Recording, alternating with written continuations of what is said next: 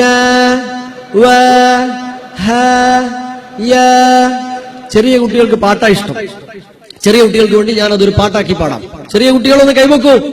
കുട്ടികളെല്ലാരും ഒന്ന് കൈവെക്കൂ. സ്കൂളിലൊക്കെ പോകുന്ന കുട്ടികൾ ഉറങ്ങിപ്പോയെന്ന് തോന്നുന്നല്ലേ? ഓക്കെ, പാട്ട് കേട്ട് നല്ലപോലെ ഉറങ്ങാം. അക്ഷരങ്ങൾ 28 അലിഫ് കൊടുത്ത് ഉച്ചരിക്കുമ്പോ എങ്ങനെയാ? أبت سجح خدل رز سشص بطوع غفقا كلمنا هوايا. എത്ര കൃത്യമാണെന്നറിയോ? അതിന്റെ ഉച്ചാരണത്തിൽ നിങ്ങൾ ശ്രദ്ധിക്കേണ്ടത് 8 അക്ഷരങ്ങളുടെ ടൈമിൽ ഞാൻ അല്പം ഹെവി ആയിട്ടാണ് ഉച്ചരിക്കുന്നത്. നിങ്ങൾ ആരോ മനസ്സിലാവുന്നുണ്ടോ? പാക്കറ്റിലാണോ ശ്രദ്ധ? ഒന്നും കൂടെ, അലിഫ് നൽകുമ്പോൾ ഉള്ള ആ ചരിവും ആ ഹെവി ആ ഒരു റൂട്ടും.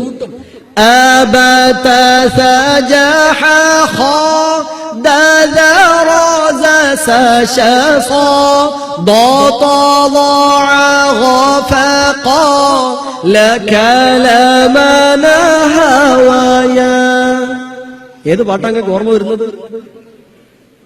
ആയിക്കോട്ടെ, തജ്വീദ് അങ്ങനെ കൃത്യമായി നമുക്ക് പഠിക്കാം. നൂനും മീമും ശബ്ദ വരുമ്പോ നമുക്ക് റബ്ബ് എന്ന് പറയുമ്പോ റബ്ബ് അല്ലെ, റബ്ബുന റബ്ബുസ് സമാവാതി. എന്നാൽ ഇന്ന എന്ന് പറയുമ്പോ നമ്മൾ അതേപോലെ ഇന്നല്ലാഹ എന്ന് പറഞ്ഞു പാടില്ല, അല്പം കൂടെ മണിക്കണം. എങ്ങനെ പറയും? ഇന്നല്ലാഹ ഇന്നകും. മീമാകുമ്പോഴോ സുമ്മ സുമ്മ ഇന്നകും. നമ്മൾ പഴയ ഓട്ട് എങ്ങനെയാ? സുമ്മ ഇന്നകും ബഅദ ദാലിക ലമയ്യിതൂൻ. അത് പറ്റൂല. സുമ്മ ഇന്നകും ബഅദ ദാലിക ലമയ്യിതൂൻ. എല്ലാ സ്ഥലങ്ങളിലും കാണുന്നു. നൂനും മീമും ശബ്ദ വരുമ്പോ മണിച്ചുകൊണ്ട് പാരായണം ചെയ്യാൻ ശ്രമിക്കണം കൂട്ടരെ. സഹൃദയരെ, ഞാൻ എന്റെ ഭാഷണം അവസാനിപ്പിക്കുകയാണ്. യാസീൻ എങ്ങനെയാ നമ്മൾ ഓതിയത്? യാസീന്റെ തുടക്കം എങ്ങനെയാ? സൂറത്ത് യാസീൻ എങ്ങനെ ഓതുക? യാസീൻ അല്ലേ? അങ്ങനെയല്ലേ? ആണോ? ഇപ്പൊ എന്തോ ഒരു സംശയം. ഊപ്പർ ചോദിച്ച് അങ്ങനെ അല്ലേന്ന് വെച്ചപ്പോ അല്ല, ആണോന്ന് വെച്ചാ ആണ്. കുട്ടികളങ്ങനെ മറുപടി അറിയാം. അല്ലേ? ആണോ? അല്ല. ഇപ്പൊ രണ്ടും പറഞ്ഞൂടാ. എങ്ങനെ ഓതേണ്ടത് യാസീൻ? യാ എന്ന അക്ഷരത്തിന് ദീർഘമില്ല, എന്നാൽ സീനിന് ദീർഘമുണ്ട്. യാസീൻ ദീർഘമുണ്ട് എന്ന് മാത്രമല്ല 6 ലെറ്ററിന്റെ ടൈം എടുക്കണം സീനിന്. യാ എന്നതിന് 2.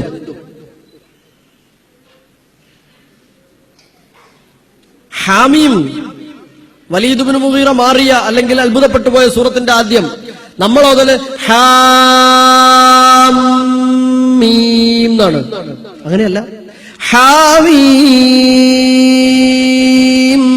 ഖാഫ് എങ്ങനെ ഓതുക? സൂറത്ത് ഖാഫ്, ഖാഫ് വൽ ഖുർആനിൽ മജീദ് ആണോ? അങ്ങനെയല്ല. ഖാഫ്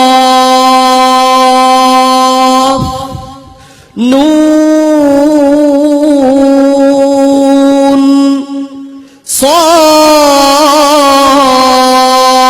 صاد كاف يا عين صاد. 5 ലെറ്റർ ഉണ്ട്. കാഫ്, ഹ, ഐൻ, കാഫ്, ഹ, യാ, ഐൻ, സ്വാദ്. ഇതില് ഐനും കാഫ് കഴിഞ്ഞ് ഹാവും യാവും നീട്ടാൻ പാടില്ല. മറ്റു 3 അക്ഷരവും 6 ദീർഘം നൽകണം. എങ്ങനെ? കാഫ് ഹായ, അതത്രേ പറ്റുള്ളൂ. കാഫ് ഹായ ഐൻ സ്വാദ്.